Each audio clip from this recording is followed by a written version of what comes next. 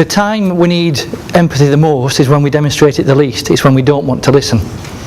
Because there's some form of dialogue going on that either we feel frustrated, annoyed or angry with, and the last thing we want to do is listen to him or her or them because we've got so much going on the inside.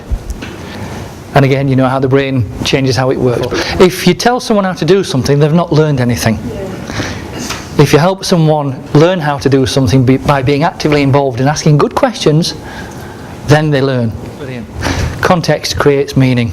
If someone knows what they've got to do, why they've got to do it, and what's in it for them, they might not do it automatically, especially if there's fear of failure in there, but they're less likely to withdraw. Fantastic, thank you.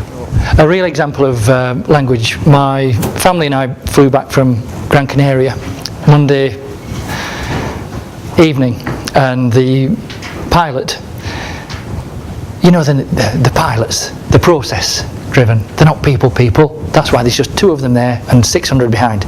But the guy said very innocently, as soon as we've got everyone on board, we will be departing Gran Canaria. We should be arriving in just about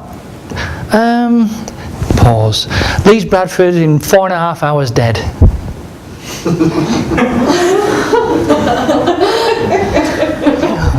But it's this thing of, you've got to think about what we're saying.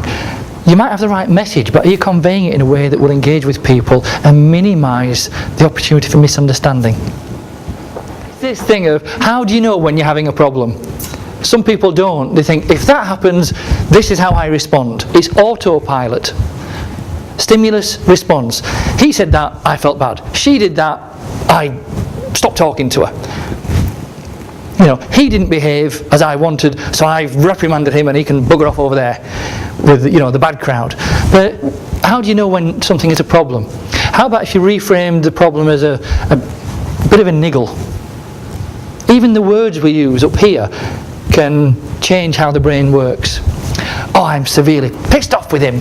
Well, I'm a little bit frustrated with him, what he did. Collaboratively, someone's definition. You know, real life example. A very highly paid executive, and he deserved to be highly paid because he was extremely competent, technically brilliant. He was on over £1 million basic a year. I was called in to coach him, and he said, oh, my team, I just can't trust them. And I said, can't or won't? He goes, well, I suppose they're technically competent, but it's just they don't deliver on the commitments. I've been kicked in the teeth so many times. I've had enough. And I said, well, show me your teeth. Out of striking distance. What do you mean? I said, well, just show me your teeth. If you've got a good dentist, they look perfectly fine to me. Well, and he carried on. He was really frustrated, really angry, really annoyed. And the more he talked about the problem, his perceived problem, the emotional climate was about to explode. And he said, oh, if they stab me in the back one more time. I said, okay, take off your shirt. Now, when one man says to another man, take off your shirt, it's either a George Michael fan or someone who you wish you weren't in the room with. But I said, please take off your shirt. And he said, well, what do you mean? And no, I'm not. Then he started to realise that stabbed in the back, kicked in the teeth, end of my tether, made no sense. But for him, on the inside, they represented metaphors for how he felt about a problem. What it came down to was he was highly paid, he would double his salary, subject to bonus, subject to his team and him performing optimally. Very clear key performance indicators, very clear success factors and failure factors. What he didn't have was a team that would speak up to him, speak their truth to power. Why? Because self-preservation is far more important than falling out with your boss. Isn't that sometimes the same with students? They don't speak their truth to power because you're the authority figure. You represent something that is potentially alien to them, perhaps not even welcome to them.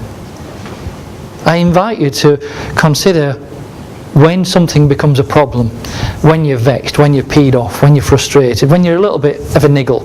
Because only by catching it early and having that awareness of how it manifests will you then have the options without blinkers on how to address it.